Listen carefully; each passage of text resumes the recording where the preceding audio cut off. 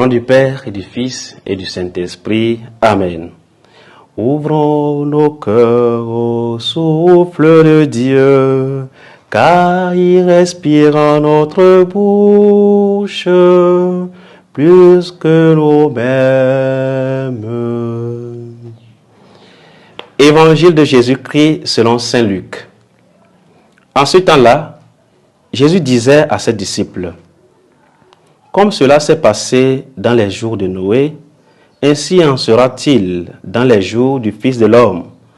On mangeait, on buvait, on prenait femme, on prenait mari, jusqu'au jour où Noé entra dans l'arche et où survint le déluge, qui les fit tous périr.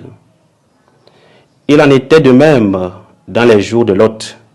On mangeait, on buvait, on achetait, on vendait, on plantait, on bâtissait. Mais le jour où Lot sortit de Sodome, du ciel tomba une pluie de feu et de soufre qui les fit tous périr. Cela se passera de la même manière le jour où le Fils de l'homme se révélera. En ces jours-là, celui qui sera sur sa terrasse et aura ses affaires dans sa maison, qu'il ne descende pas pour les emporter. Et de même, celui qui sera dans son champ, qu'il ne retourne pas en arrière.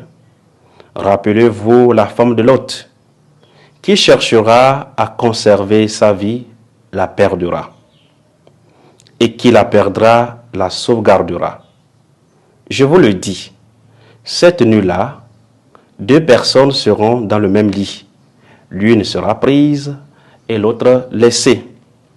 2 femmes seront ensemble en train de moudre du grain.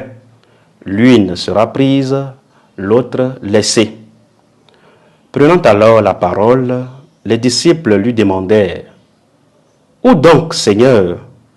Il leur répondit: là où sera le corps, là aussi se rassembleront les vautours.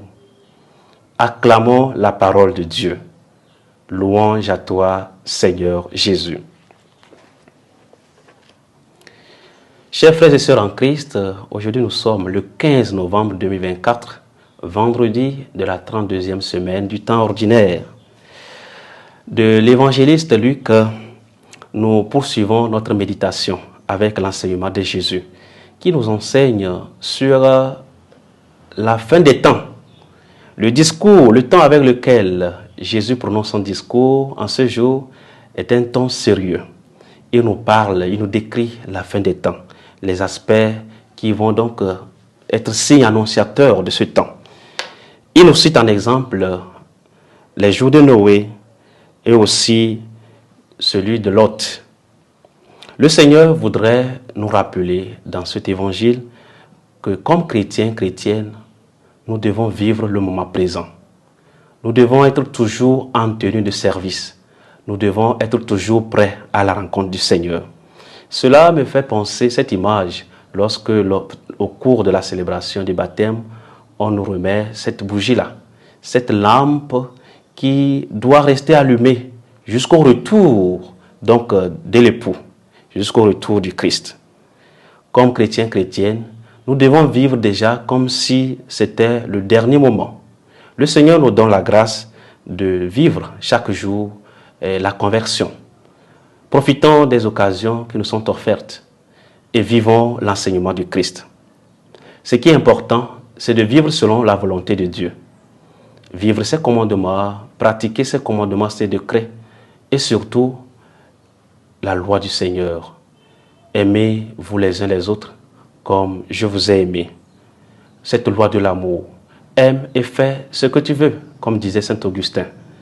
Qu'au cours de cette journée, durant notre activité quotidienne, nous sachions reconnaître la présence de Dieu dans notre vie et travailler de telle manière comme si c'était la dernière fois, comme si c'était la dernière opportunité. Le Seigneur viendra. Il frappe à notre porte. Es-tu prêt? Es-tu prête? Chers frères et sœurs, que le Seigneur nous donne cette grâce-là de la conversion quotidienne, afin de nous trouver dignes en tenue de service, en vivant toujours comme des fils de Dieu, comme des fils des Lumières, au nom du Père et du Fils et du Saint-Esprit. Amen.